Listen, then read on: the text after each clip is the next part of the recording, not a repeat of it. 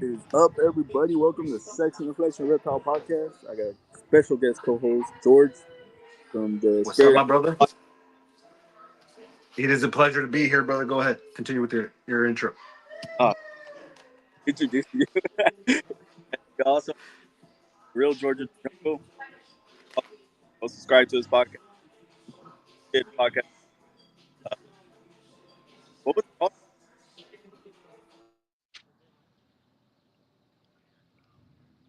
Bro, there's saturation. Can you hear me? Yeah, I can hear you fine. Yeah, it sounded like you were cutting off. Go ahead, brother. Yeah, it says that. It says that audio is cutting out too. Can you hear me? It's probably my finger, bro. I don't know. Yeah, quit fingering it, bro. Come Too early for that, bro. on. Laughing in the background. Well, we also got Allison from Small Scales. She breeds. I can't remember what she breeds, but I'm gonna let her introduce herself. We're gonna go ahead and bring her on now. Hey, Allison. Hello, George. Hello, Chris. How are you doing? You're doing Pleasure, good. Allison. Good. Can you Glad hear to me? be here. First podcast ever. So I'm getting some echo on my end. Yeah, I think it's George. Yeah, I just muted it. Okay, cool. Yeah, I'm like, I don't think I have anything messed up over here. So, yeah. So, am I supposed to introduce myself? Like, Yeah. I said first podcast ever. So, I'm Allison Harris. My reptile side gig is Small Scales. With the S and scales in parentheses because it's a very small scale operation, and the animals I also work with are small. So, I primarily work with snakes that stay under 5 feet long. So last year was my first year breeding spotted pythons. The largest, smallest genus, the largest species in the smallest genus of python, Anarasia. So they gave first time mom gave me 5 good eggs. We ended up with 4 babies. We lost one. That's how it goes sometimes. But this year I am going to be breeding ghost morph corn snakes and mandarin and castagna morph corn snakes. We can talk about that later, but that's what I'm hoping to get into this year. And I think my female spotted python is gravid, so hopefully good eggs this year again. Yeah, Nice. spotted pythons. And I don't know. I thought I saw another. Um, You, everything else I've posted is a corn snake. I do also have a desert king snake, but she's just garbage collection detail for me. So I'm not going to be breeding king snakes anytime soon. I know that kind of scares me. So Why? I'm afraid they're going to eat each other, man. I don't know. Especially if I'm feeding it snakes. I don't know. We'll Yeah. see. colubrids We'll are see. iffy. Colubrids are iffy. No, but snakes eat each other, don't they? What each other? King snakes. Corn king snakes do eat each other. That's why I'm afraid to breed them. So I have a So king rat snake. that's a king rat snake. That's a rat snake. So not a king snake. Yeah, but it was Different. with the king snake. I mean, You I, keep cutting in and off, Chris. Huh? huh? You keep cutting in and out. Am I? I don't know why. Yeah. Let me. I, Let me. I, I told you already. I'm not going to say it again because it's too early. I'll go back out and maybe I'm gonna go plug in my headphones. All right, go All ahead right, and bro. talk. So, question: you said you bred this year? This past season in 24, first time even ever trying to breed snakes. I mean, I have a small colony of micro geckos, but they kind of do their own thing, and I don't really have to do anything to get them to breed. They're parthenogenic parthenogenetic geckos, so they just lay eggs and do their they just hatch and they live or they don't. But yeah, this past year was my first year breeding snakes, and I learned a lot. I had a couple people that were really helpful getting me started because these babies when they come out they're like less than 10 grams. So so they take a lot to get eating, and they're lizard eaters when they in the wild when they first come out. So trying to get them established on rodents are is definitely a challenge. So I'm gonna stop So you there. You said you do you scent by chance, or you you don't what? scent them? Do you scent them with lizards, or do you feed I lizards? did. I know I don't feed the lizards. I did scent the pinky mice and the mouse tails with the the micro geckos that much to their dismay. Like I have this tiny little gecko like screaming at me as I'm like assaulting it with his pinky. But yeah, eventually what worked was just leaving the pinky in with the baby overnight, and they just kind of figured it out over time. I did have to assist feed mouse tail pieces for a while just to kind of get some bulk on them because they were really small when they came out. So That's um cool. That is neat. yeah, yeah, it's not fun, but I mean, seeing them grow and go on is worth it. It's just a lot to get them started, and some of them What's that are. saying of if you can paint on rice, you're a good artist? It kind of reminds me of that. Yeah, that's kind of what it is. Yeah, painting on rice. I used to do origamis the size of maybe like a quarter of an inch just by Oh, using a cool. pencil. And so it's probably the same thing. Essentially That's go one of little those things guy. I've wanted to get into. I think origami is so cool, and but I like have like fat fingers. So we'll Oh, see. so But do I. So do I. That's why I would use a pencil just to put the folds oh in yeah, and maneuver it. yeah, Yeah, yeah, it's fun. yeah. Since when have you been keeping? I mean, I kind of deviated there. So so I was also a COVID baby with with my reptiles. I got my first snake in summer of 2020. My big corn snake. He's a normal motley corn snake, but he has like five hets. So the joke is he's het fruit salad, according to my friend, which is kind of funny. But he might be actually useful to prove out stuff in females in the future. But he's actually a really really good snake. I can hand him off to a toddler, and he's the only animal I have that's never bitten me. So, Yeah, the but toddler after has a that, higher chance.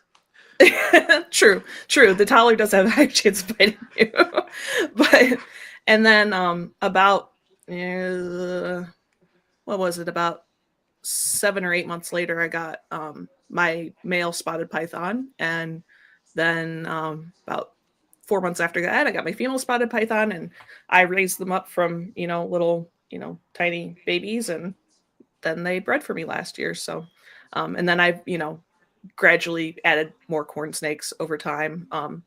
Dabbled in rosy boas. I was going to get into them, but they weren't really for me. They're derpy. They're They're derpy. they are. They're really cool. Like I do like them. I just had a really hard time. I live in Ohio, and it gets super super humid over the summer, and Mm. I had so many regurg issues with those animals. Like I just was done. So I ended up rehoming those. I actually traded one for my big bright orange mandarin corn snake. So that was nice. So he'll actually hopefully breed for me this year. So That's neat. yeah, So COVID baby. She's a COVID baby, bro. I'm She a started. COVID baby. Yeah, you missed out on that. Can you hear me? Yeah, in here. Y'all can hear me? Yeah. Is there? All right. I had just came to the garage. 'Cause I guess you can hear me because I was outside. I don't know. But I can't find the adapter to my. So. Hmm. But what did I miss? She's a COVID baby, so she started back in COVID. She Yep. also does micro geckos. So Yeah, I have a she, small colony of morning geckos that kind of, like I said, do their own thing. So they're helpful when I need to scent pinkies to start my baby spotted pythons. But um, yeah, they exist. I keep an eye on them. But yeah, so What's up, Will? What's up, Reptile Hutch? Manny? Oh, yeah. See, then I'll go in. That's your buddy, right? That's the cat. yeah. I'm gonna be honest with you. I have no influence in spots. Like spotteds, I've done no research.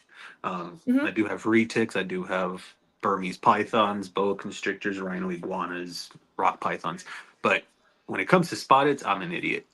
Okay. Um, So they are part of the Antaresia complex, which includes children's pythons and Stimson's pythons. There are a lot more morphs in that are locked in Australia because they do not export anything. Um, we have a few morphs in the United States, primarily in children's pythons. We have, I believe, we have T positives and a couple different lines of um, like a desert line, and I think there's a couple that they call ghost in the United States. As far as spotted pythons, the only morphs we have are um, the one that I work with that is simple recessive, that is granite. And then there's a line bred or polygenic morph that's stripe, which puts a really dark double stripe down their back. And then Stimson's, there are two localities that are a little bit different. There are Easterns that have like the typical, darker separated spots. And then there are Westerns or wheat belt localities, Stimson's pythons, that have more of a marbled reddish look. They're really, really pretty. That's actually the next thing I want to get, but they're hard to come by. But as far as what they're like, I would I would compare them to an extremely small retic as far Yeah. as how they act. So, or if you're familiar with carpets, they're very similar to carpet pythons as far as care, um, but and breeding. There's a lot of overlap there, but yeah, I have if you want to see, I have next to me my little holdback. If you want to see what like a 8-month old looks like. Hopefully she bites me on camera. That would be great. Yeah, I was looking at Morph Market earlier before I came on the podcast, and I'm like looking at Lori's on BHB, and I'm like, wow, they remind me of an ocelot, almost the retic pattern. That looks beautiful. So this is Deva. Yeah, she was born last July. So you can see she is a granite morph, so she has that really like sandblasted off look. Her dad's in the other room, of course, but they have a bolder, more separated spot pattern. But her mom looks just like this. And she's a juvenile right now? Yes, yes. So she'll get maybe 4 feet. Um, her mom and dad are roughly three, both of them, 3 feet and about 500 grams. So, but she's about 35 grams. So she's just And they little. stay tiny. Oh yeah, they won't. I mean, they keep growing slowly over the time they're alive, but 3 to 4 feet is typical for them. Oh, and I forgot one more species in the Antaresia complex, pygmy pythons. Those are actually the smallest ones, the hardest to come by, and the hardest to get started because the babies are so small, and people have a lot of issues with cannibalizing between the um, the female eating the male is a big issue with those. So, but there are a few people working with them in the United States. But they are slightly harder than the other species to get started and breed. And but yeah, so there's 4 species total. Arachnid cat said, "Are they picky eaters?" Well, I'm guessing since you have the scent, right? Only when they're little. Once they get established on rodents, no problem at all. Wow, The that's only neat. time my male does not eat is when he's in shed, and my female won't eat when she's in shed or if she's gravid. And otherwise, they'll take food I mean, they'll take more food than they need. That they eat really well. They eat more like a boa than a python, honestly. If you're comparing it to like a ball python or something, they're very good eaters. That's neat. So what, Chris, keep it rolling, brother. with what you're doing with your business, like what is the long term goal? Long term, this is just a hobby for me. I would like to, like I said, it's just me. So I don't foresee myself having more than like 3 adult pairs of spotteds, and maybe like 4 to 5 pairs of corn snakes year to year breeding. I would like to eventually get into house snakes, which is a small species of, I I think they're still considered colubrids, from Africa. And one species in particular, the Ugandan greens, beautiful olive green small snakes. There's also a hypo variation, so they're very very neat. So I'm hoping to get a pair of those if the next couple of years go well. But like I said, this is just a hobby for me. I do have a day job, so uh, this is just fun and you know playing with animals and meeting people is what I hope to continue to do. So and educating people that um you know are starting out. And yeah, so like I said, it's just a hobby, and it's nice to have a hobby that might eventually kind of fund part of itself. So yeah, because mice are not cheap Yeah, and house rats are not snakes are cheap. fun. I've had, Mhm. they call it the poor man's Mexican, well, MBK, right? The the thinner There's, one. yeah, the black ones, but there are a lot more Oh yeah. localities and colors than that. Cats asking, do they prefer for a small space or a large space? Um, I I do not. I keep mine in 28 quart tubs, and they seem absolutely perfectly content in that. I had my male in a 40 breeder, and he used like this much of the space. So, I I think they can do fine in small space. It does depend on the individual. I have people, asking if they should buy a 4x2x2 for their baby, and I'm like, no, please do not buy a 4x2x2 for your 15-gram baby python. You will never find it, and it will get out, or it will never be able to find its food. So, they really, I would grow the enclosure with the snake, but honestly, they can do fine in like a 10-gallon footprint for a couple years, and they'd be fine. Huh. Man, you said So house snakes are cool too. They're with with lots of different more. So, yeah, they are outcrossing and crossbreeding the different localities and the subspecies and coming up with some really interesting stuff. So I really like the green, so I think that's probably what I'm going to focus on if I get them. But yeah, people are starting to dip their toe into interesting stuff with the housies. I think they're going to become a little bit more popular soon. so what do you feel like? What is one thing these animals have done for you? I've met some awesome people through this hobby. I've met a couple of my best friends through this hobby, just, reaching out, and it's made me a little bit less like socially reclusive, I think. The norm like under normal circumstances, I would have never like even agreed to be on a podcast. So I'm like, I don't want to be perceived, like I don't want anyone to see me, but I'm like, this is a great opportunity to like talk to people and let them know that you know there are other animals out there other than what you see at PetSmart. So but yeah, I and it's given me a reason to get out of bed some days. Like there's always something to do. So yeah, I really think they've enriched my life as much as I hope I've enriched theirs. But yeah. That's the cohabitation that we're looking for. Yeah, yeah. So I have a really, really, really good question for you. Like, have you ever any negative? But Oh, you cut out. I'm sorry. You cut out. I couldn't hear what you said. I said, do you have you ever had any negative feedback? Um, Nothing like that even really sticks out in my mind.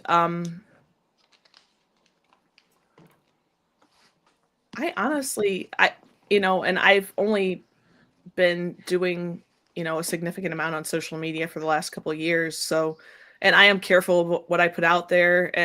But I haven't had anybody like come at me online, and try and tear me a new one. So I know it's only a matter of time. I'm sure I'll piss somebody off, but yeah, I can't think of anything significant right now.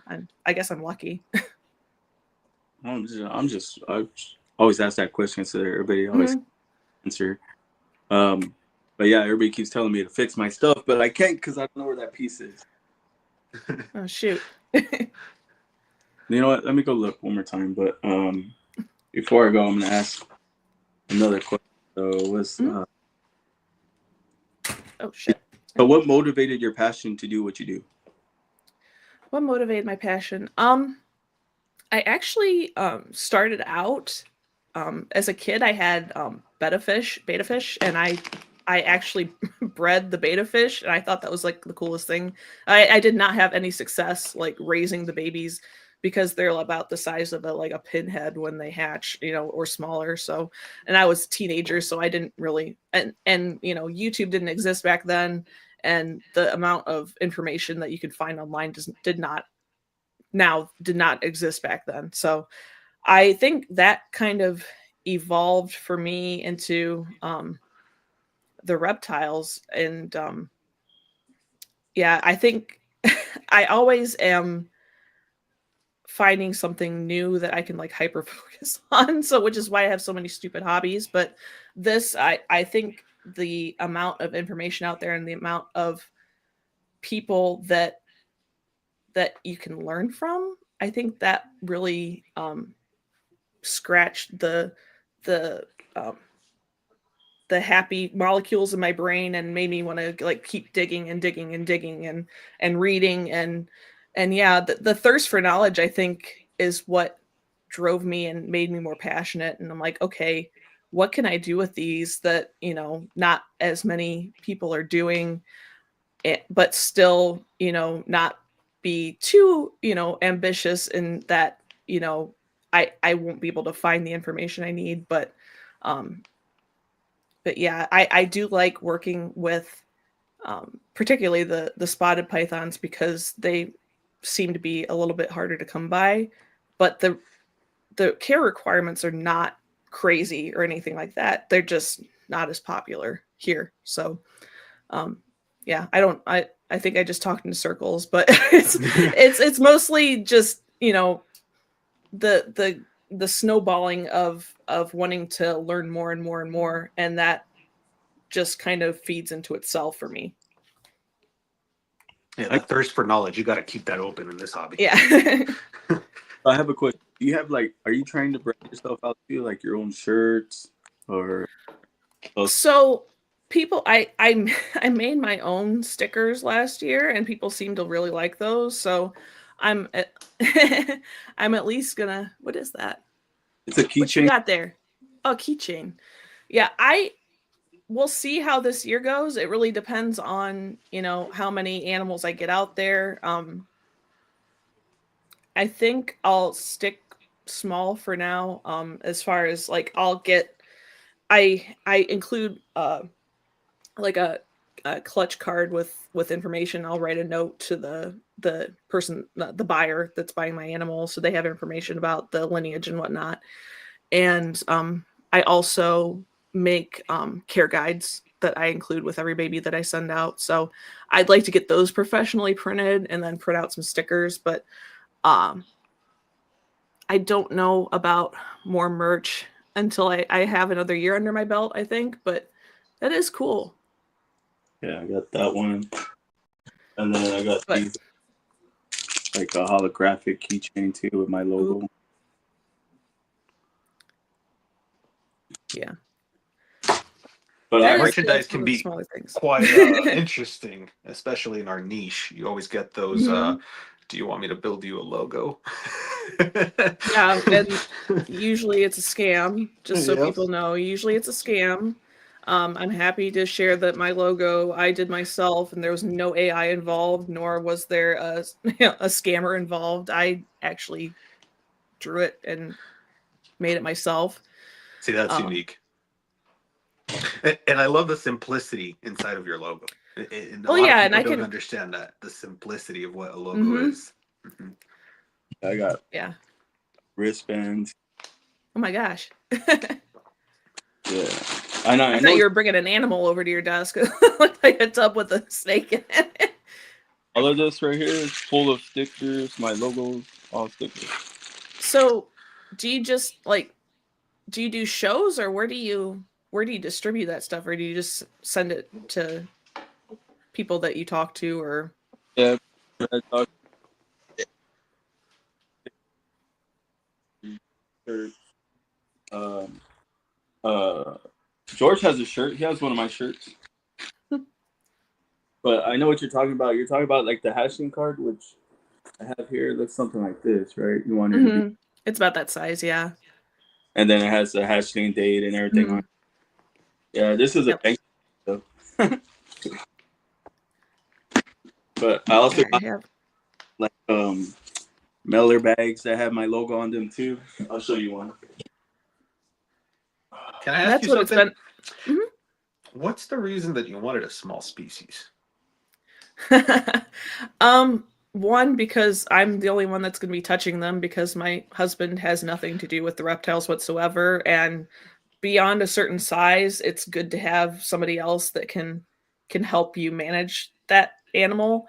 Also, space is an issue in our house, and I don't want to like capitalize on too much of my house, like because I'm just trying to be, uh, courteous to my husband to have his own space that the reptiles aren't like everywhere.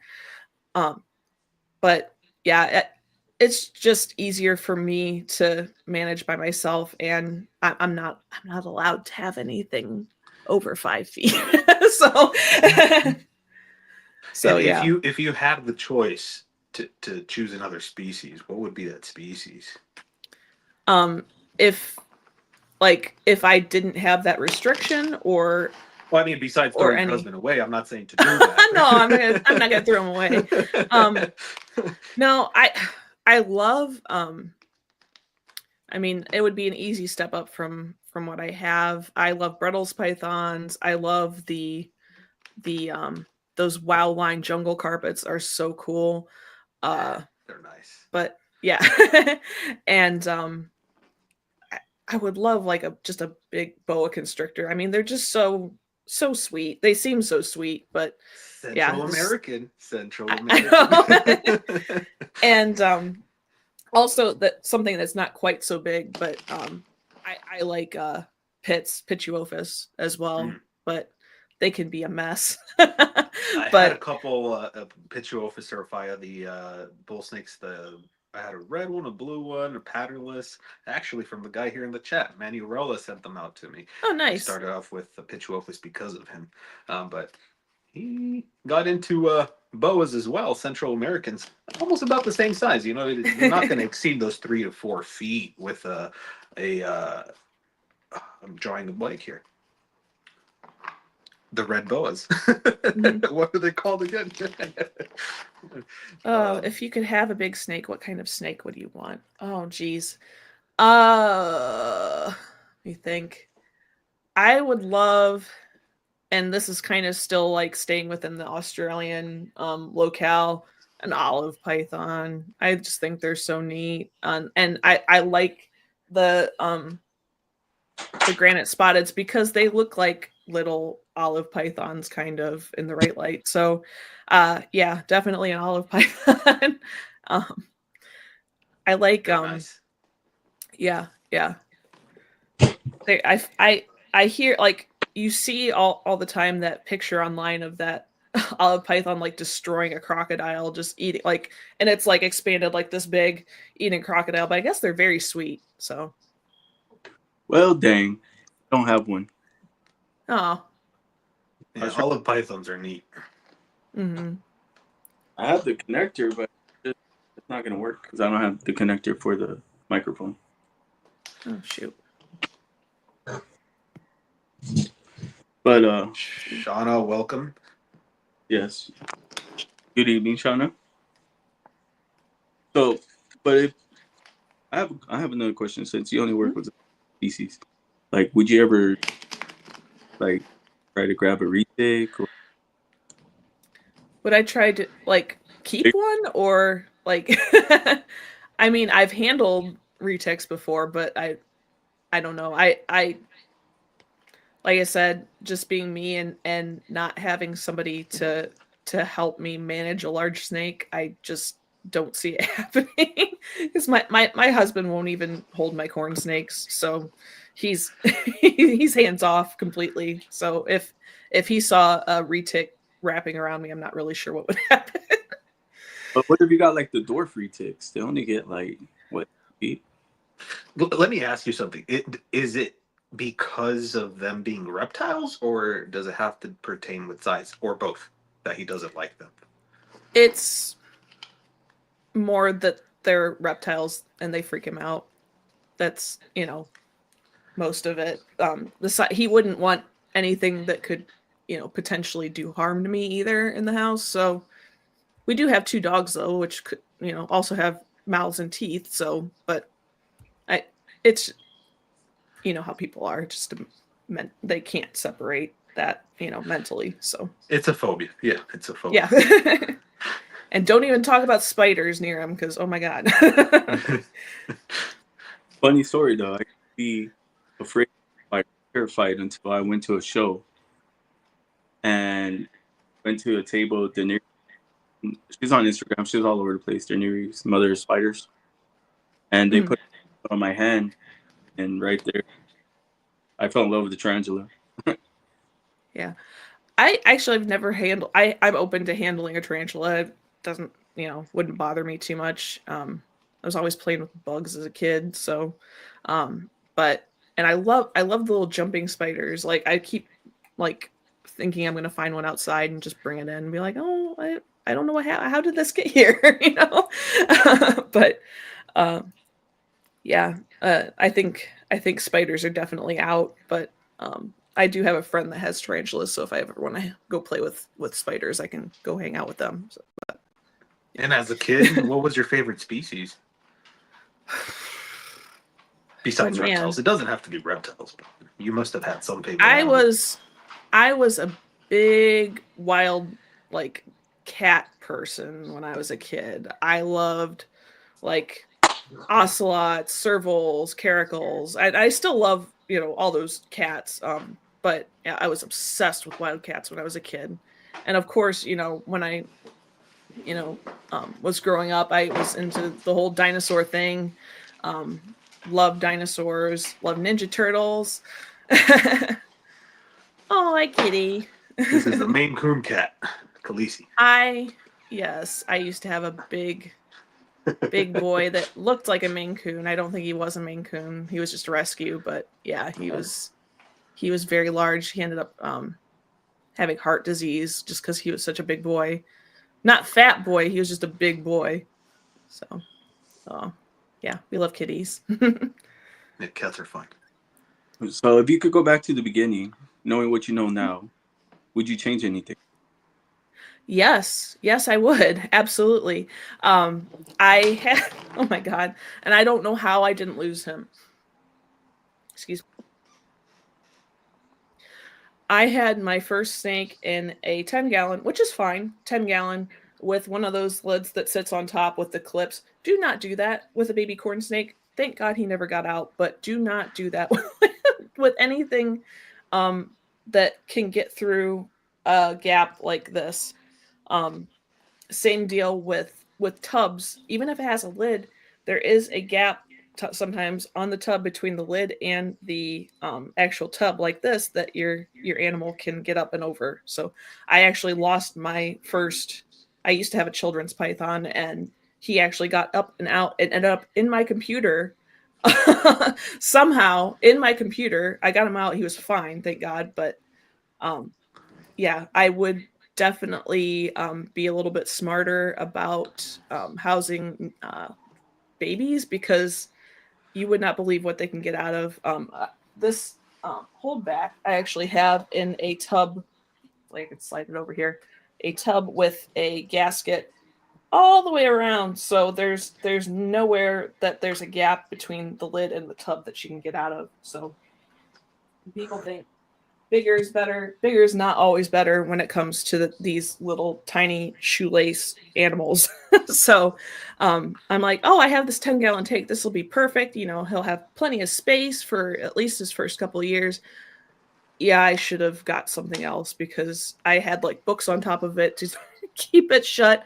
I would have just been dealing with so much less, anxiety about that. Getting something that would have been better. Even a larger tub with a gasket would have been perfect. But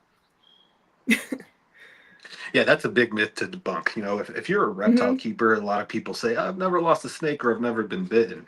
That's that's a lie. You either You mean haven't you been in haven't too lost a long. snake yet? You haven't been bitten yet. Yeah. Yeah. I've been bitten a bunch of times, and by Me like too. my ball Oh python, yeah. ticks, uh, my hognose. Did I mean, your hognose actually get you with its fangs, or was it just like a gummy bite? sorry, Oh boy. that was me. Still, hold on. Why is it still sticking?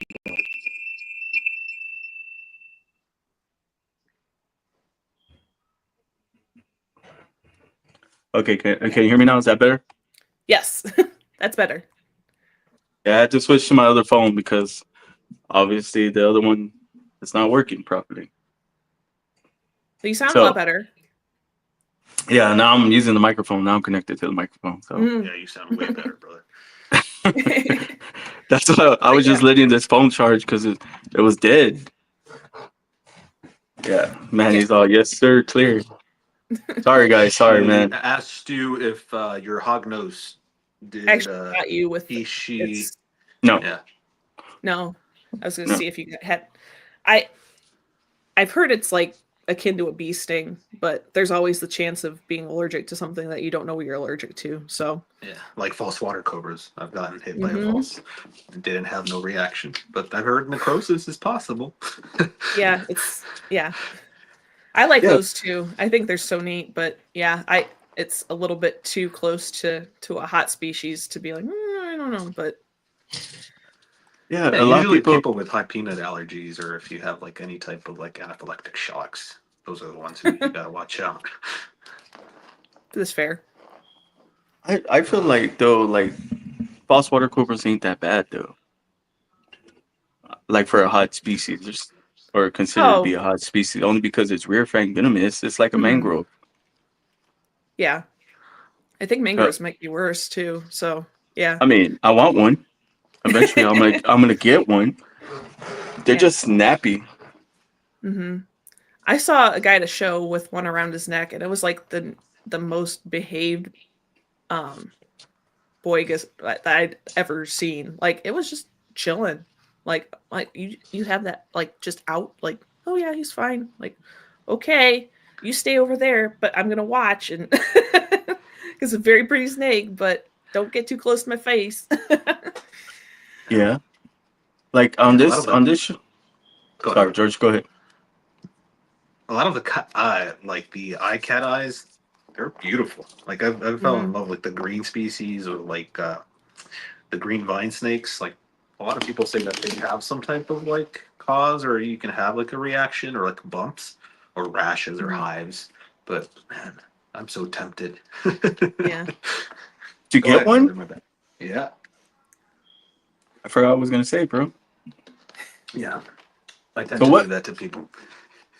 What is one thing you could teach someone about uh that don't like reptiles? What's one thing you could teach someone that don't like reptiles? Um, the way I actually got my sister to finally touch one of my snakes was he's not slimy. They are not slimy. They're just dry. Like people think reptiles are slimy and I'm like, "No, they're not frogs, they're not worms. They're just dry and cold, but um and yes, they have a mouth. They can bite you, but so can your cat and the cat will probably do more damage when it bites you. So, um, and and yeah, if you're if you're calm with them and don't freak out, then they're probably not going to freak out either. So that's the first thing I say. I'm like, I get my big, 4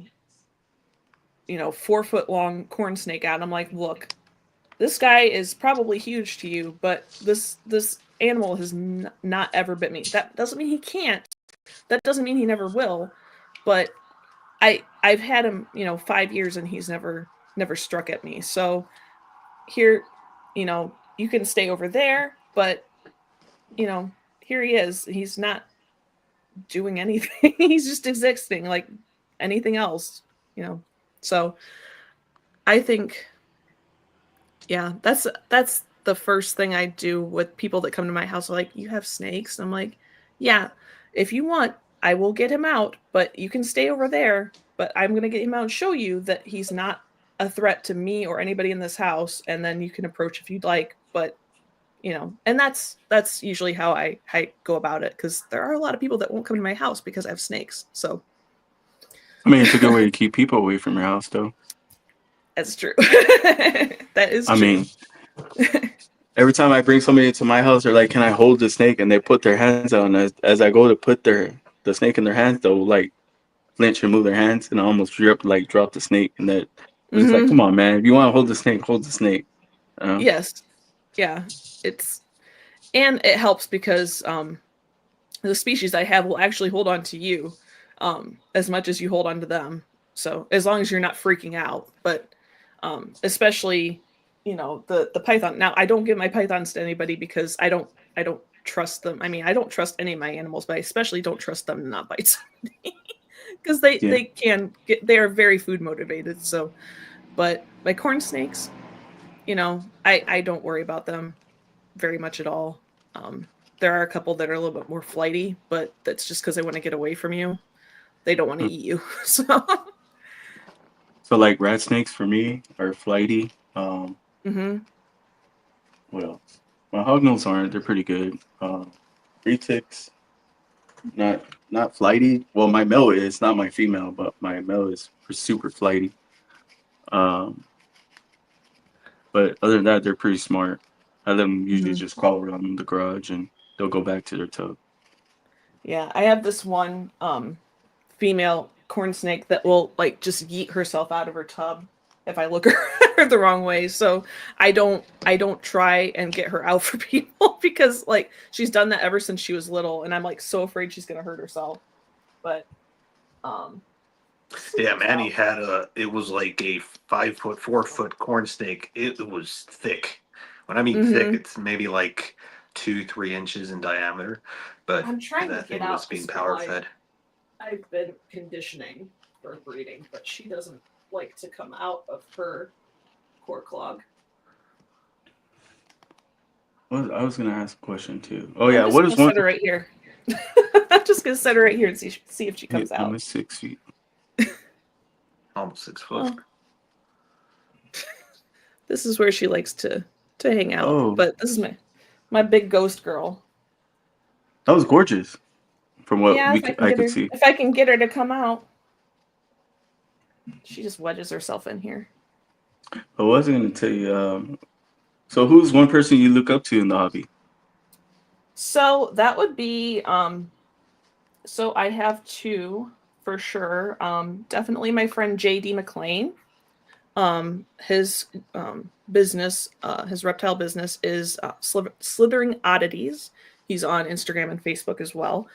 He really, really helped me the first year I was breeding, and a little bit before too. But um, because I wasn't at first, I wasn't even sure if my female was up to size.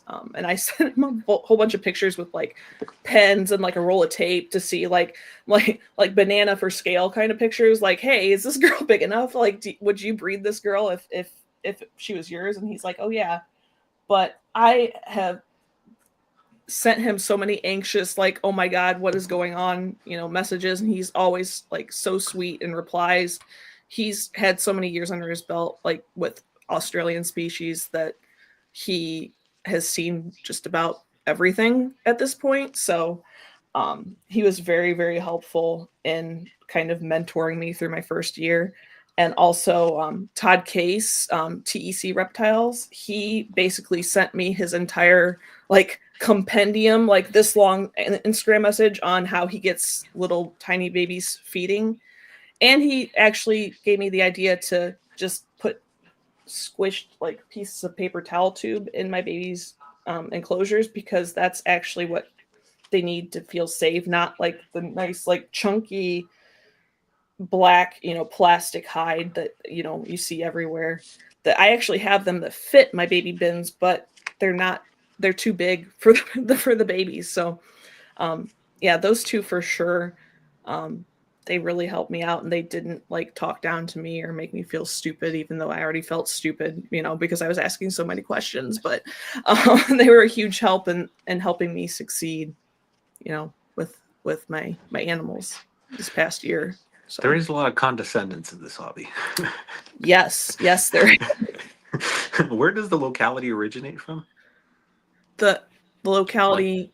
Of the children's pythons Oh or yeah, they're all Australian species. Australian Andresia species? is all Australian species. So And they're semi-arboreal, you said?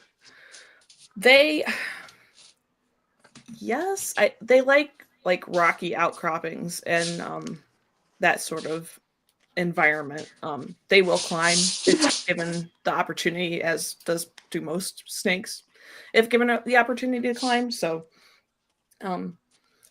yeah, semi-arboreal is probably accurate, but yeah, they thrive in a very wide range of humidity as well. Like usually I keep them on aspen because they don't need crazy high humidity. I think they can deal with up to like 60% humidity, but usually they're just at, room humidity, ambient humidity, and I give them a humid hide when I see that they're shedding. So That's cool. They sound pretty neat. well, this girl's thinking about coming out. I was like, I want to see her. She looks gorgeous. Oh, she is, but I wish she would come out. She's just like literally chilling on my desk, like in her log, like, what are you doing? And I don't want to like keep poking her, but If you don't mind me asking, what's your line of work besides reptiles?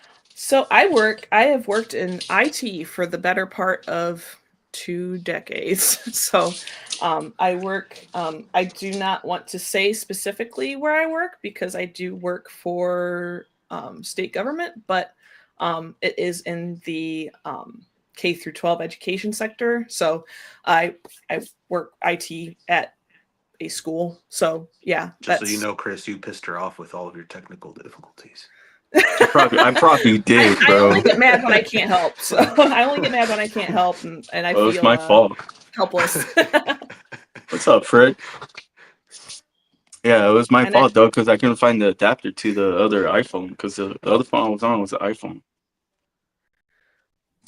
But yeah, I do have a background in, well, I went to school for graphic design and digital art. So a large part of that was troubleshooting my own computer problems. So that kind of fed, and I always, was, messing up computers and then having to figure out how to fix them myself because I messed them up. So that landed me into my profession. So worked in Trial and error. IT when I was in college, just as a student position, and then just kind of fell into it. So That's cool. yeah, Not a lot of tech people in the industry. I mean, I've seen a couple, but not a lot of tech. and I build my own gaming PCs and have my whole big setup, and yeah, so What games are you interested in? What's up, Elias? oh geez, really wide range of, anything from like little like low key like casual like farming sim to like hunting simulator, or like a bullet hell type, shooter game, I anything that scratches the serotonin receptors. It really depends, but yeah, my husband's Steam library is something to behold. I don't know how many games he has in his Steam library, but it's I think it's in 4 digits. So you I like think it's RPG games or strategic mhm. games? uh so I have played a little bit of strategy, but RPG is usually what I delve into. I have um more hours than I would like to admit in Baldur's Gate 3. If you've heard of Baldur's Gate 3, it is an amazing game and everyone should play it. But it is like based in Dungeons and Dragons mythos. So if you're into that, you would love it. But if not, I'm with you there that's with whatever. Hogwarts Legacy. I did put in a lot of Okay. hours. Yeah, Someone, gaming and creative reptiles. reptile said you're. I don't know what year was about, What's but good, brother? No, your means like what's up, howdy. she's still. That's what he put. You're like everybody. I'm here. Oh, okay. He's a good guy. Good guy. Good guy. So you you don't plan on doing an LLC with your like small reptile business, or you ever thought about So doing that just to get money, Pat? actually, I do have an LLC that I'm holding on to that I actually made when I was laid off from COVID. I was doing freelance design work and artwork and thought that I was going to make more money that year than I did, but I just held on to the LLC because it was only like 99 bucks to make an LLC. So if I, am doing well with this, I will probably just change the name of that LLC to kind of encompass everything that I'm doing. But for now, I don't really need it like to cover the stuff I'm doing with the reptiles, but it is there in case I do decide to use it. So translation for what's up. Thank you. That was funny. So, what advice would you give somebody that wanted to do what you're doing with the species you're working with? Uh one, That's a good question, especially Kat. with corn snakes, make sure you have an idea of what morphs you want to focus on or localities you want to focus on, and don't buy like a whole bunch of stuff that doesn't go together that's going to result in a whole bunch of normals the first year that you're breeding. You're going to have a bad time. I am starting out with 2 separate projects and there will be some overlap eventually, but it's really hard. You see all the fun morphs, and it's really hard to rein yourself in. But um, oh, we got a friend. What is Yeah. that? It's Agayu. It's an ivory Burmese python produced by Oh, Colombo. pretty. One of the super hypos, extra whites. It's gorgeous, Yeah, I would bro. love to show Yeah, you one of my she's corn snakes. As far as the Antaresia pythons, get I, this isn't from personal experience, but make sure your male and your female are not significantly. Make sure your female isn't significantly larger than your male because you might have a bad time. They are known to cannibalize sometimes.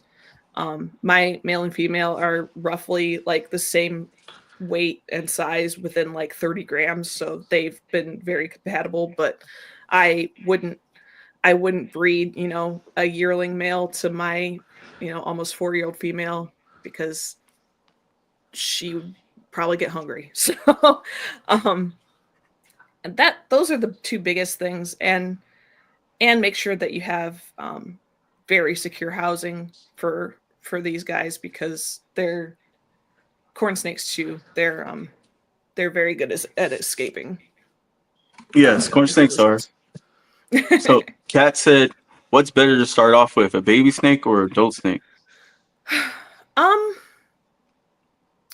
with It's a good question. I I think that's just personal preference. I lean towards starting with babies because then you kind of get to know them over time. You know their quirks. They get to know you. They associate you with being the food monkey, so that's always good. Um, But I my big Mandarin male, I got him when he was 2 or 3 years old, and that was fine too. So honestly, it's great to start out with maybe a sub adult, because then you don't you're past the like flighty baby stage with the corn snakes at least, because they're from like 4 to 12 months they think they can fly. They think they can fly, and they just leap off of your hand or whatever they're doing, and they're gone. Um, but with the Anoresia pythons, it really could go either way. I just enjoyed like watching them grow up, and then what you're going to be dealing with when you breed, how small they're going to be. So, Have you personally seen core snakes cannibalize each other? no, corn snakes. No, I'm talking strictly about the spotted pythons and the Anoresia pythons. Oh, okay. I thought you Cannibalizing, meant the yeah. corn snake. I've never No, seen a corn sorry. snake. That's much more. I'm sure it has happened, but not to the That's extent that. frequent, yeah. Yeah. I was like, okay. And how long you been in the hobby? You said. This is my 5th year, so yeah. Not I Yeah, I started with my first steak in 2020, and 2020. yeah. Okay. Yep, So COVID baby. you seen some stuff. So you've been here, but you've just been in the back. I have been in the back, I until I, had actually, produced animals, I was kind of quiet. I was kind of quiet because I'm like, I don't want to, look like a chump when I can't actually, breed my animals and they have all this branding. And I'm like, I had it all like kind of ready to go in the background, to start marketing. And I only had a few babies to sell, but I sold out like within a month of posting everything on Morph Market, which was insane. And that's just to, you know, because there's so few spotted pythons, Mhm. available for sale. You I got me think thinking. I'm sorry to cut you off, but no, no, go no. ahead. It's a way of thought. Your perspective is right. Like I get where you're coming from, but this hobby is not only involved with breeders. I might kind of sound a bit standoffish or an asshole, Mm-hmm. but it's like there's a lot of keepers, in the hobby, and I Mm-hmm. see where your personality, and you said you grew and all that. I've seen a lot where a lot of these keepers they end up breeding by accident and it becomes fun, Mm-hmm. and then you start breeding. But just to say it and point that out, it's not always negative if somebody's trying to socialize and you are not a breeder yet. Just it's Mm-hmm. okay. Yeah, yeah, no, I totally get it. Yeah, I don't fault anyone for wanting to like network and whatnot without, being a breeder Yeah, yet. That's just how I went about it. But I exactly. said, and I'm so small scale with my stuff that, I wasn't trying to, you know, have a crazy network yet, because I'm like, I'm gonna have like 4 animals to sell, and I already have like people reaching out to me, and I'm like, yo, I don't have eggs on the ground yet. Like I could put you on, a spreadsheet that I have of people that have reached out, but I can't promise anything. And I'm just me with my one Hey, pair of snakes. and what's cool Um, is that you pick such a small niche. Like besides BHB, like I don't see anything on Morph Market right now. Yeah, yeah. for spotted pythons, no. When I had my 3 up, there were 10 animals up, and 3 of them were mine. So yeah. That's Yeah. crazy. Yep. And Um, I think she did a good species too, by the way, because like I came in at 2018, right? mhm. And when I came in, there was just a lot of drama, a lot of drama. Oh, there's still plenty of I drama. mean, there's still plenty, yes, but Still plenty of back drama. then, no, back then it was pretty bad. Like I was entered into like group chats, and I was new, I was fresh. I had a lot of questions, and then I just started sitting back because I saw people going after each other in the same groups that we were in. And they would leave, and then start another group chat and add me to that one. I'm just like, oh my goodness, like so much drama. But what I'm getting at is that when I first came out, I didn't have any snakes to sell. I branded Mhm. myself out through merch. And Yeah. in my first year, I made 20K Damn. Yeah. in merch, just selling merch. Yeah. Wow. That's Yeah, yeah. and that's just me I hustling like through San so Antonio. I have a question for you. How the hell did you find me with my 250 followers? I just So what I do is I type in search and I put in pythons or and I look for smaller accounts because I want to try to get y'all out there and introduce y'all to the reptile like industry because a lot of people are just chilling, sitting back. So Mhm. I reached out because I saw your page was kind of small. I want to get you out there and help you out. I And I saw appreciate the that. snakes Yeah. too, so I love the snakes. And then by the way, like I just like getting to know people. I just Mhm. like spreading positivity. It's what I do, what me and Yeah. George do, depending on what we're talking about. But I can be an asshole. yes, Oh, that's fine. Me too. we can. But we done some fun stuff. So Yeah. I'm all about having I fun. know I know you're not a drama channel, but yeah, sometimes it's fun off camera to talk about some of that because it's like, ooh, what are people doing today? You have a group chat of like close friends that are like, oh my god, look at what this person is doing. Like, oh my god. But then we don't actually engage with it, but we just talk amongst ourselves. So Yes, and I love that. Like I have a group right now where we're constantly just laughing hmm and we're sharing stuff, sharing like memes. And Kat is actually in that group. I met Kat, and Kat's been uh, with me for a minute now, since I met George, I think. And when I got on George's podcast, me and George just clicked and we vibed and we started doing other podcasts. Like I was telling you about what was that podcast called? The one that we did about the abuse. That Talking to show. me? Yeah. Oh, the domestic one, right? Yes. We did a That one was domestic cool. violence one. That was really good. But then he got some bad feedback. I didn't get that bad feedback. I got good feedback. Uh, oh, they said, what did they say? That why did we do that episode? We don't even know what we're talking Yeah, about. yeah, it's normal, bro. I mean, and I understand where they were coming from. Like a lot of people see it as a very hard topic to understand, or their point of views, or what stories we've been through. I think that was kind of what hit or sparked those people's emotions. But like anything, if you yeah. if you work in any type of ambient, you're gonna have that hate. If you're not getting that hate, you're not doing something right. I agree. And for a minute, I was getting attacked because I was in a group chat and I made a comment and we were like, it was something like, people should act like grown-ups instead of babies. It was something like that, along the lines like that. And I started getting attacked, so I fell back because I was like, man, I shouldn't have even made that comment. But Mm. uh, it was just another Back group to chat. snakes. Yeah, back to say getting off topic here, but yeah, it's just well, like I said, my first year, I started branding myself out. It was just brand. I didn't have any snakes, and then when I had my first clutch, those went fast, hmm and they were just calicos, baby calico ball pythons. Yeah. Wow. And then I just traded my last baby calico. It was a banana ghost banana pet pied calico baby, and he traded me that for. I got my core not coracle, my call sun glow boa, Mm. one of my dream snakes. He's like, dude, I'll trade you that for that. I was like, for real?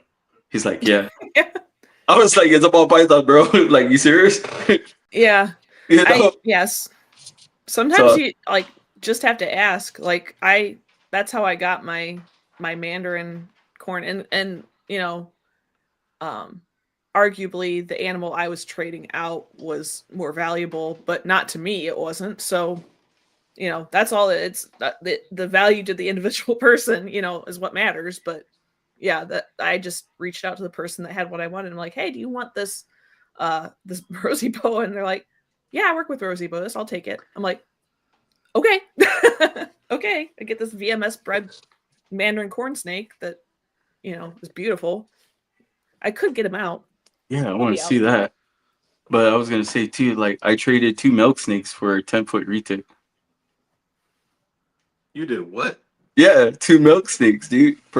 I traded an albino Nelson milk snake and then a Honduran milk snake Wait, you to got the the Honduran, or you traded out the Honduran? no, I traded out the Honduran and the Nelson albino milk snake for Oh, okay. the retic. I was about to say, boy, you lost out. No. But yeah, dude, I want look at that. That's beautiful. Oh my goodness. Hopefully he's going to make more just like him this year. So This is the Maine Coon cat you're talking about? What? Her eyebrow rose. the what? Like, what? He said the He's Maine a little Coon cat. dry. I do not have a Maine Coon cat. I have a little gray and white thing that somebody found under their deck that somehow managed to make its way into my house. Trash baby. Oh, you got a panda? I mean, a panda, a raccoon? A raccoon. Oh, I like to call it. Sometimes I call her a raccoon. So you have a raccoon? No. Oh, I was like, are you A serious? cat. Like, I want to A see cat. this. And that's how the A drama cat. started. Oh God. I do not. Let the record show. I do not own a She raccoon. breeds raccoons. Ah! Bro, they're gonna start hitting it up after the show. Like, I want a raccoon. And to be I've fair, had I one would before. I would breed possums before I bred raccoons. Thank you very much. I'm more of a You possum kept fan. possums, or you would, you're saying? I would. I Oh. would. Why? I think possums are feisty as hell. They look like it, but they're more, intimidating looking than they're actually very unlikely to bite, like actually bite you. They just kind of open their mouth and show you their teeth, but they don't And do drop anything dead. with them. Yeah. And then die. Then they die. Isn't that like a mechanism or something that they have? Or is that Yeah, weasels? it's- Am I They play dead, yeah. Play possum. No, they play possum. Yeah. Bro, I don't know. My- If I saw him pass out, I would try to pick him up, and then I would feel like he would try to bite me. But that's just me. You don't know until you try. Right? And then I get rabies. God dang it. No, they're actually very unlikely to carry rabies because their body temperature is so low it cannot incubate the virus. So, Really? Oh, I Yeah. didn't know that. fun fact. Raccoons, however, are very high rabies vectors. So don't play with raccoons. But yeah. That's very interesting. But the I've always babies said, are oh, they're so. rabid. I'm like, baby Hmm? raccoons are just so gentle, though. Hmm. It depends, right? Okay. Yeah, depends. Okay, so you've been in the hobby industry for like 5 years. So, Mhm. what is one thing that you love about this industry and one thing that you hate? One thing, okay, so they're kind of the same thing, same vein. Hmm? What? Because you're starting drama. I'm done. It's a question. I always ask these questions. I want to hear the bad one first. Well, it makes more sense for me to say the good one first. Is that there are a lot of people really, really, really eager to help people starting out. There's also a lot of people that are eager to knock down somebody starting out, but there's also people that think they are helping, which is what I do not like. There are people that think they are helping and will, instead of looking at it as an opportunity to learn from the other person or, share knowledge with them that would help, to just attack them instead and, tell them that they're awful and that they should not be, keeping their animals or whatever, blah, blah, blah. You're not keeping everything in all bioactive enclosures, so you shouldn't be keeping animals at all. And yeah, so it's like a two-sided coin. There are a ton of people that are so friendly and will reach out and be like, hey, have you tried this? just how you should, approach, trying to help somebody instead of, attacking them. But yeah. I agree with Manny right There's now. a lot of helpful people, and yeah, I see more help now in good keepers. Yep. There's a All lot right. of And good keepers in this there's a lot of industry. people that think they're good keepers, but there are a lot of ways to be a good keeper, if that makes sense. You just got to fix yourself. I think a lot of these condescending people are the ones that are pointing finger when they don't see the hay sticking out of their eye. It's like you can be humble and you can help somebody, but you don't have to be condescending. Yeah. And at the same time, there's people with huge educational platforms that still put out bad information. So. Yeah, that's why I corrected you on corn snakes. I was like, "What? They cannibalize?" No. I mean, I'm sure that's happened, but it's not something I'm exactly worried about. But yeah, I agree with everything like you guys are saying right now, especially. but see, there's that appropriate. You can make it funny. You can approach somebody with a different tonality, and it makes that conversation more enjoyable. Mm-hmm. And maybe you'll learn something from them as well that you didn't know. So yeah, bigger guys don't respect the small starter keepers. They down talk to them. Yeah. I was very lucky in the last year. The people that did reach out were extremely helpful to me. And I think, it does depend on the little subgroup that you're working within as well. There's, relatively few people working with the small Australian species. So we all kind of want each other to succeed so they don't die out in the United States. So yeah, like Manny just said, and bigger guys don't respect the small starter keepers. They down talk on them. And that comes with the blade of two ends, because this is a business.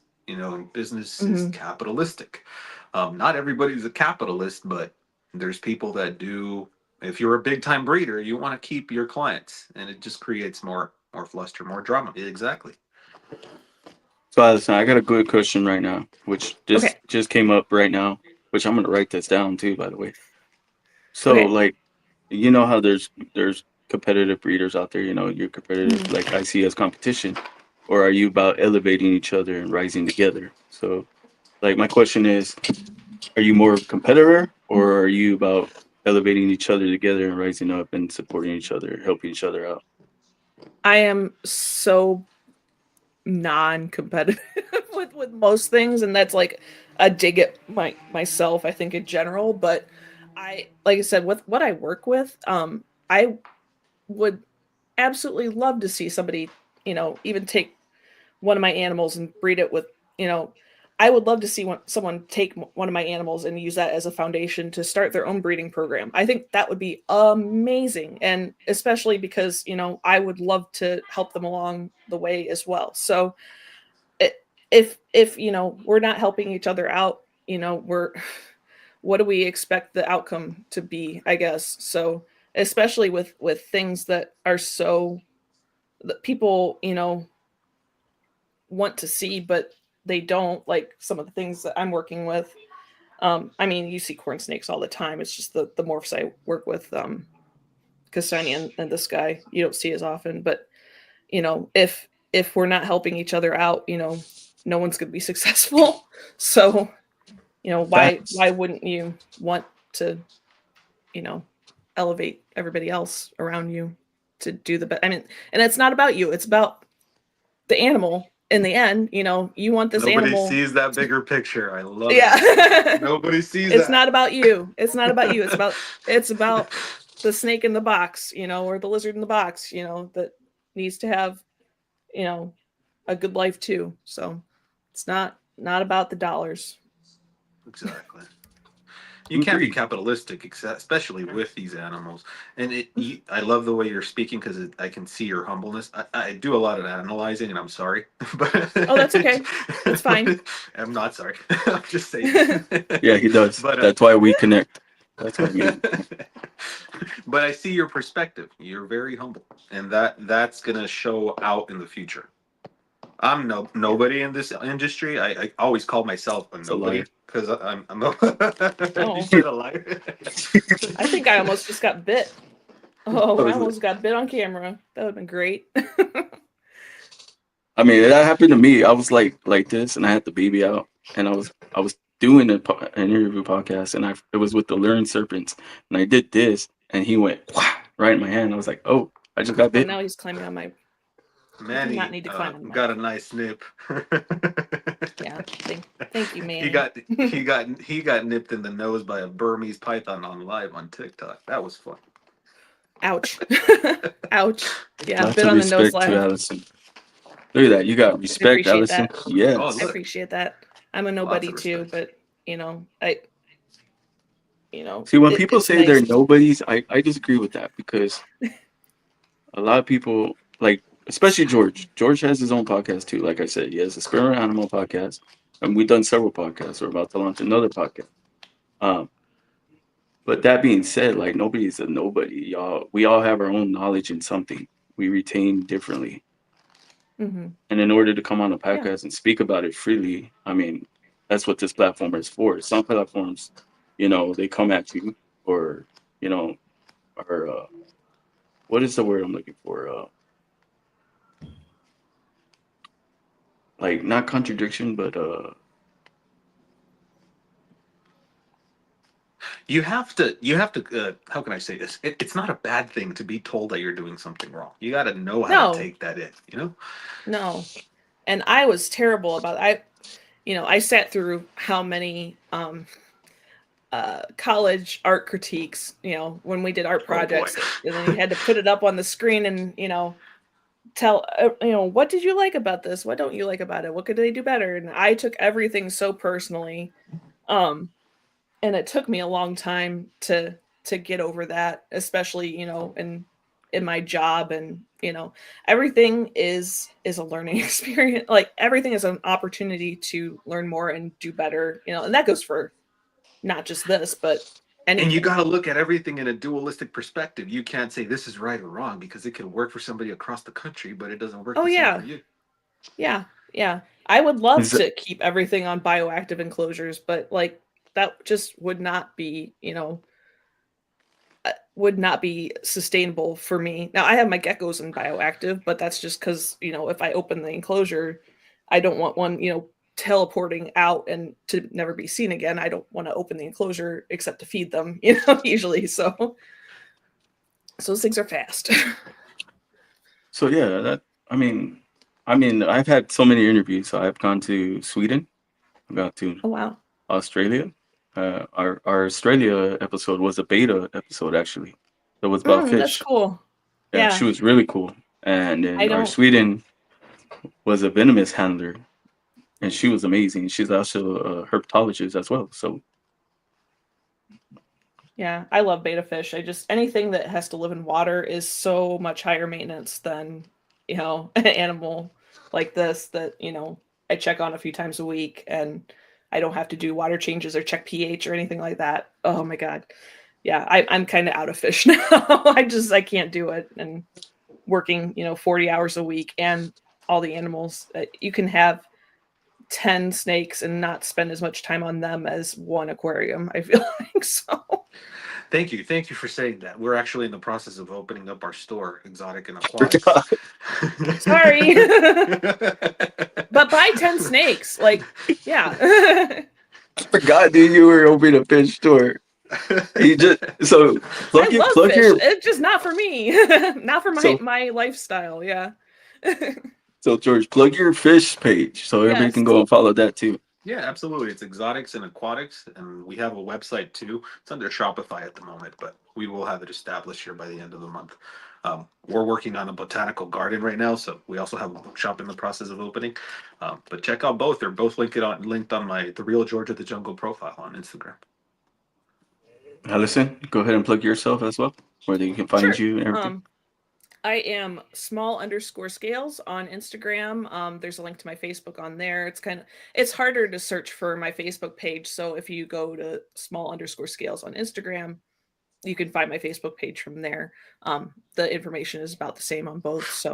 Um, so yeah, that's me. And there's Oh, George's I guess I Instagram can. page. Do-do-do. But There yeah, you so go. after that beta show we just did, or that show I did with Australia, um, I went and bought a fish. And the next day it was dead. Oh no, I know, it no, was so sad. It was one of my favorite fish. It was a Pecos, but it was yellow and blue. And my favorite color is I yellow. So I will say, other than betas, my excuse me, my favorite species of fish that I've kept were pea puffers. I had a pair of pea puffers, and those things were so cute, So so I'm cute. gonna cut you I off there loved because them. this happened. Okay.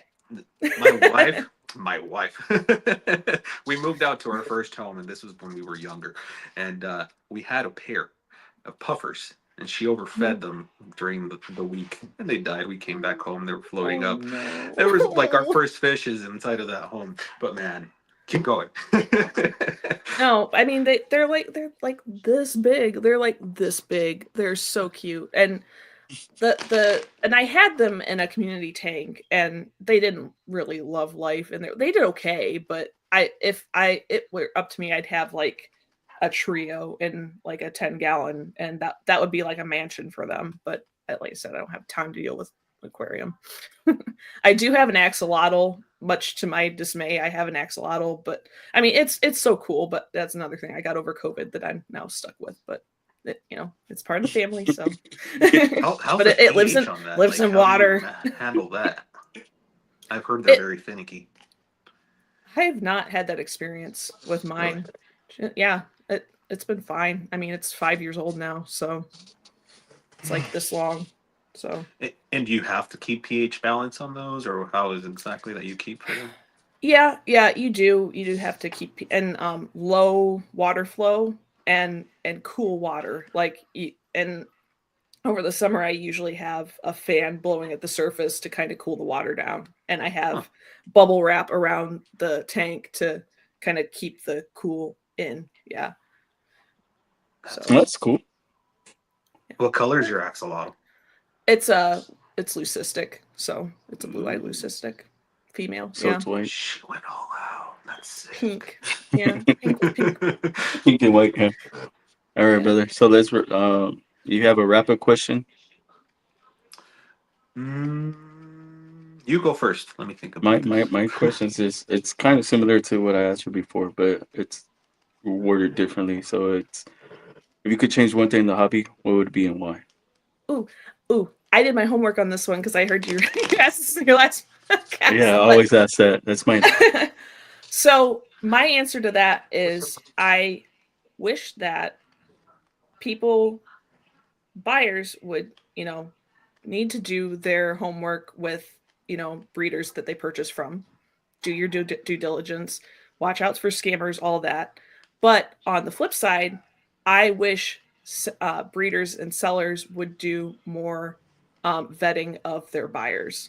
I just think you need to care about where you're putting your animals out in the world, and think about all the time you spend getting them established. And do you want someone to like immediately fail, with your and kill your animal immediately after you spent that just kills me to think about. So I spend time talking to people that reach out for a while before a sale is finalized. So I think people should give a shit about that instead of just I agree making a so much dollar with and you. moving I analyze moving their their animals psyche to along. the point.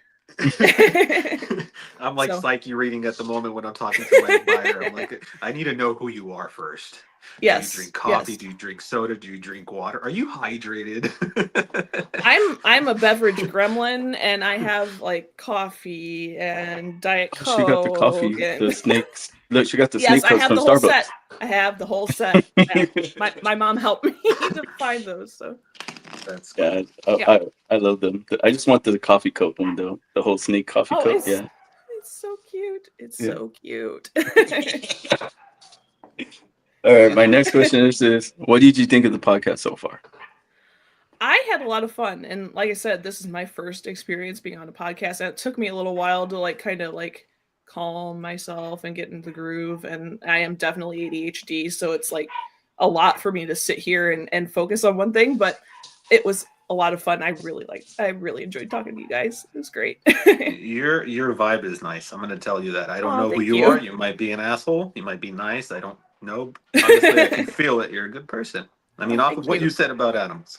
But my Yeah. question for you would be, um, what do you like to do other than keeping reptiles? Other than gaming?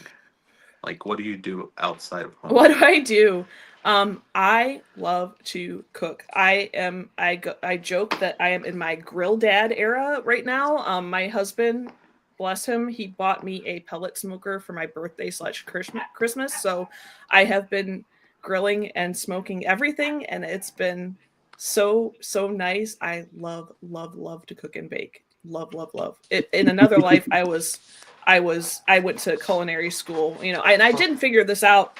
I didn't figure out that I liked, to cook until I was in my early 20s, unfortunately. And I was already out of college and everything. And it was too late for me to start, and I had no money to, start anything new. But yeah, that's one of the big things. I do art, I do digital art when I have time. Which is not super often, but I try to do at least a couple paintings a year that take between 5 and 10 hours to complete. What else? I have too many hobbies. Yeah, those are the big ones though. Those are the It's like, big I ones. love it. That's like Yeah. the starter pack for reptile keepers: ADHD, coffee. We all have, yeah, we're all a little bit, a little bit out That's there, and funny. it's fine. Like that's why it's so easy to find friends. Like it's so easy. Like I'm almost 40, and it's so hard to make friends when you're almost 40. But I actually, one of my really good friends that I met in the hobby, like I just met because I knew she worked with corn snakes. I saw her actually on a podcast, and found out that she also lived in Ohio. She's about 2 hours away from me. And I just messaged her on Facebook, and I'm like, hey, I really like your logo. I really like your logo. And I see that you work with corn snakes. I really like corn snakes. Let's be friends. Like, like, and it turns out like we're a lot alike, which is What's your so name? funny. Her name is Laura. She is not breeding currently, but she is Wind Serpents on Instagram. But yeah. Her logo is really cool though. Her logo is really cool. But yeah, and like I just joke that I made friends with Laura because I was stalking her and then we became friends. And we gamed together, and yeah, we've been friends ever since. So we went to Tinley together a couple times too. So That's cool. yeah. That's So, cool. so it's funny you say that because there's a group of people on here that we play Call of Duty, and we do games Yeah. together. Yeah. I am so twitchy that I don't know if I can play a shooter properly, but yeah, yeah. Yeah, that's her. Yeah. That's Laura. I just Yep. followed her. Awesome. I'm 39, so I'm about to be 40 this year. Same. Yeah, me too. I'm a Gemini. Yeah, What are you? I'm 18. Virgo. I'm, I'm a Virgo. Oh, that but says yeah, a lot. I'm an Aquarius. Just throw me I away. honestly, I I don't know how much overlap there is, but yeah, I do jive with some of what they say about Virgos for sure. So yeah. so I'm definitely gonna try to get you some exposure out there with more podcasts Oh, if you thank you. like. Thank you. Absolutely. Yeah, this is great. I mean, it's good exposure it's good exposure therapy for me with my social awkwardness, and yeah. So I hey, I'm younger than Chris by a year. Yeah. Yeah. We're I'm barely about to that's hit 30. I'm a elder. little kid. No What? way, I'm 28. you're a Oh, baby. baby. We have a fetus in this podcast. Damn. Love it. I love it. That was funny. We're going through ovulation at the moment. Ooh. Ooh. I hope I'm Just, not. bro, I just got that. Yeah. No, I'm not saying pregnant. I'm saying I'm in the Yeah, ovulation right I now. got you. I got you. Oh, All We right. just had a baby. We just had a baby. doesn't know how to wipe his ass yet. Oh, buddy. Damn, George. I Yeah. have a bidet for a reason, bro. But there you go. I gotta babysit my niece and nephew tomorrow. I'm already not looking forward to changing diapers. So yeah. I'm just. I just want to say thank you, Allison, for agreeing to come on the podcast. Oh, thank you Thank so you, much for George. having me on. It was a And pleasure. yeah, it was so great talking to you guys. Yeah, And I'll hit ton you of up on fun. Instagram. We'll have you on the Spirit Animal podcast. We don't talk about Oh, reptiles. We talk about you. yep, okay. Yeah. Oh, it's gonna be good. I can't wait for that one either. That's gonna be a good yeah. show. It'll be fun. Yeah. But yeah, I was You gonna ready? She's like, ask. oh yeah. She's like, oh shit, not another one. Oh shit. But yeah, if you could stay backstage when we end the credits right now. If y'all have Okay. anything to say before we get on out here? Oh yeah, you have to say one positive message, Allison, for everybody watching. Um, it's gonna kind of echo something I already said, but um, treat any treat anything that might not um you might not agree with as an opportunity to learn, basically, and negativity also opportunity to learn. And it's something that I struggle with so much. There's so many keyboard warriors out there, and there's a lot of negativity. And um, like you said, these people need to fix themselves. But um, everything that any obstacle that you run into, you can find a positive out of it. Most You sure definitely. can. And I will say this to add to that, Allison. Like I'm gonna tell you what. Like when I first came in, like I got that drama thing, and I wanted to quit and give up. But so many people were like, "Dude, you're a pillar. Like you donated Mm-hmm. so much. You helped out people when they needed help. Like you just do it out of a good heart." And the more I kept hearing that, the more I kept staying in here. So I've been here since 2018, like I said. Mm-hmm. Chris has been And healing with the reptile community. Yeah. You've been healing. I mean, I don't know if it's better, but there's definitely still things that pop up that are like, oh my god. But yeah. but it's been, I would say it's gotten a lot better than what it was back then. A Yeah. lot better. Yeah. Oh yeah. Yeah, for sure. The positivity actually picked up. Like everybody kept preaching positivity. There was only so many of us though. It was like me. I remember it too. It was like not many people were preaching positivity like out there or Hmm. posting it until Yeah. I like Lots once of I started doing that. gatekeeping. I'm not gonna say it was on me, but like once I started doing that, other people started doing it, and it was like keys. It was like military morphs. It was like a certain group. Bosa came in and he started going hard in positivity. If you don't follow Yeah. Bosa, go follow Bosa. I love that Oh, guy. He was actually here. absolutely. Um, Yeah. another positive When head. people stop gatekeeping, then everything just gets better for everyone. So And that yeah, like was you said, it's not about you, it's about reptiles. the animal. Yeah. Yep. Or yes, I'm all with like reptiles. Yeah. Yeah. But George, you have anything positives you want to say before we head on out of here? Don't be a penis. Don't be a penis. Do not be a penis. I gotta edit that out. Remind me to edit that out. No, I'm joking. That's I'm gonna stay. put that That's on a stay, bro. reel. I'm gonna Don't be a put that on penis. a reel. Bro, do it. Do it. I love it, dude. I love it. I love all this. But that being said, guys, I appreciate you guys for being here. I appreciate you, George, Thank you last so minute much. co-host.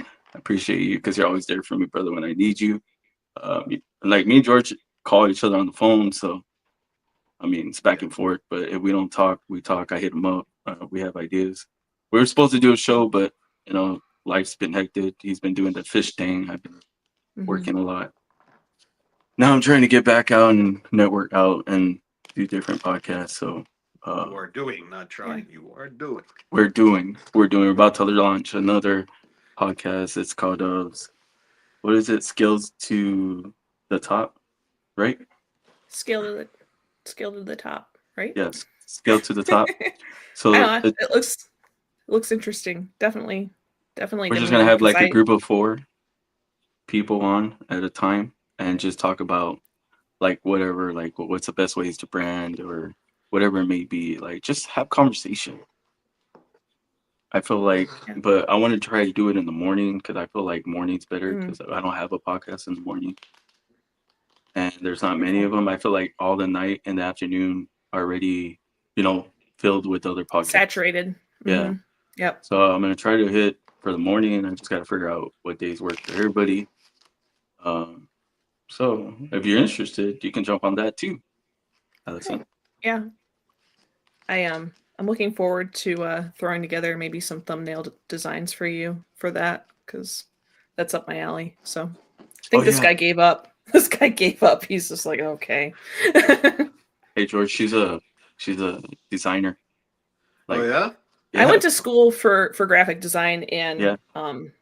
digital art, so I have some of that background. So I'll send you my logos to see what you think. I just want your opinion. sure, And, sure. and we were actually talking with me and Manny, the guy in the chat. We were talking about this earlier because he made his logo. You could take a look at his logo. I love it, but I really don't. Okay. Well, I I'm had just gonna be mine's honest. made. But let me finish, bro. Let me finish. Go ahead. Do you agree that cartoons are very common, Yes. Yes. Allison? Yes. Hmm. Okay, so that's what I was getting at, like simplicity. I wasn't being an asshole to him. I was just saying, like, again, a cartoon. Here Like, goes this guy. Here goes this guy. So but what do we're you want, talking to a professional right here, Manny. So you got to hit her up, not me. This is just my opinion. George? You want a realistic, like not like my Sexin and Flexin logo right here, right? You want something realistic, right? Something that Oh no, no, pops. not me. Manny wants to redo his logo. I I'll w- send you my logos for our business to see what you think. They're both LLCs, but it's Mhm. it's something that I've been working on it in a while. I too make my own through Canva and Mhm. Lightspeed, but it's like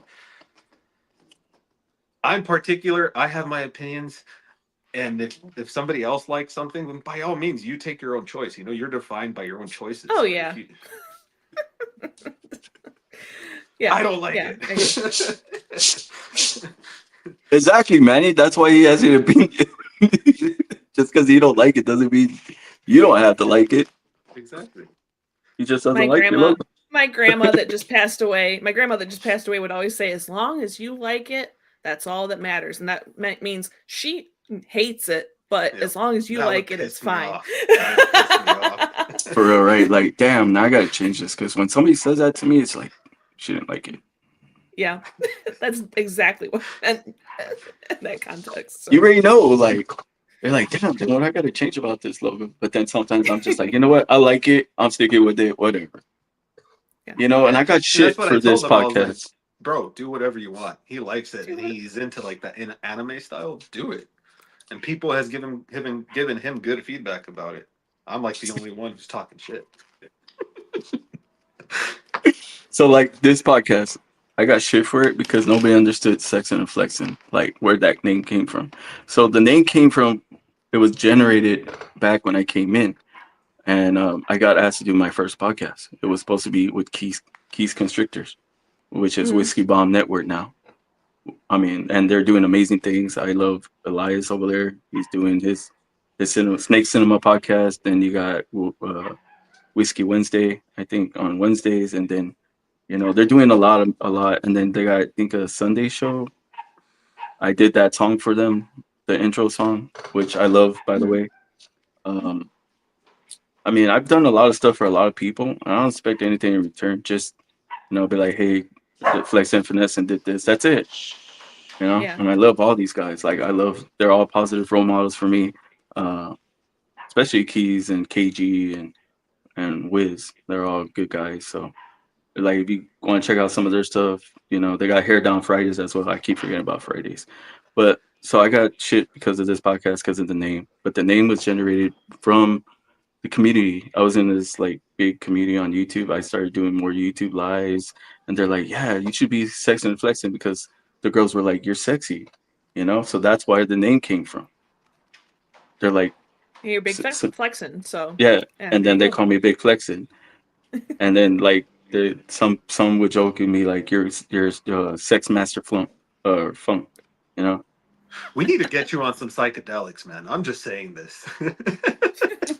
Dude, I mean, so He wouldn't even co-host. He could just go. Like, just go. That head was gonna pop. no, like, so I just ran with the name, right? They gave it to me, so I was like, you know, I like Sexin Flexin, so I ran with it, and then I made it. At first, it was just Sexin Flexin, and then I added Reptile Podcast because a lot of people were like, well, what is it? Is it about, you know, sex, or what is it about? You know, because it was just Sex and Flexin. So I added Sex and Flexin, then RP. I added that later, and then we got our logos done by a tattoo artist, and he actually sponsors the podcast. Yeah, so he sponsored the podcast, and you know he's been a sponsor ever since, and I love that guy. But what'd you say, Allison? I don't remember. I said it. Oh, I think I said the logo looks like a tattoo artist style as well. Yeah. Yeah. It was. I love the way he did it. I love the way the logo came out. But then I went with once my co-host, he left like for a year, and I had to start over, rebrand. So I rebranded. When I came back, I did Untamed Unhinged Reptile Podcast, and then I started networking because that's what we wanted to do.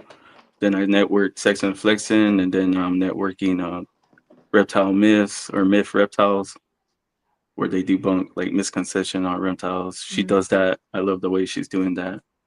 And then we're launching another podcast. So everything's going really well, smooth. I get a lot of positive feedback. I always share the reels or the flyers that I make, and they give me feedback like, hey, you should change that or this or whatever. Which I'll put you in that group now because I like the way you are and the way you vibe. So thank you. Appreciate it. He still hasn't put me in that group, just to let you know. Bro, I was about to add you after this until you made that comment. No, I'm joking. But yeah, I'm gonna go at you guys, both of you, and I mean they're good people, positive. I love them. Everybody's so nice in there, and everybody's chill. So, I gotta add Manny in there too. No, not Manny, not Manny. No, I'm just kidding with you. you might hear the look. All right, guys. But that being said, I appreciate you guys for being here. Thank you for your time. Thank you. Yeah. Thanks for digging me up and throwing me on the podcast. I appreciate it. It was a lot of fun. I'm glad you said yes, though. I'm glad because a lot of people don't. A lot of people get intimidated. They get scared. Like, no, I'm not ready. I was scared, but I'm like, you know what? I'm just gonna throw myself out there and see what happens. So it's fun. I mean, for anybody who watches this podcast, I mean, Manuel said it. Like, your vibe is awesome. I love the way you came on and you did your thing. You handled it. So, I mean, you did really well. Thanks. Appreciate it. Just kind of floating along and yeah. All right, guys. With that being said, don't forget to check on your loved ones. Make sure, you check on them, tell them you love them because you don't know how long you have with them. That, y'all, just lift each other up, never put each other down, and just keep pushing forward, guys. We out of here. Y'all have a good night.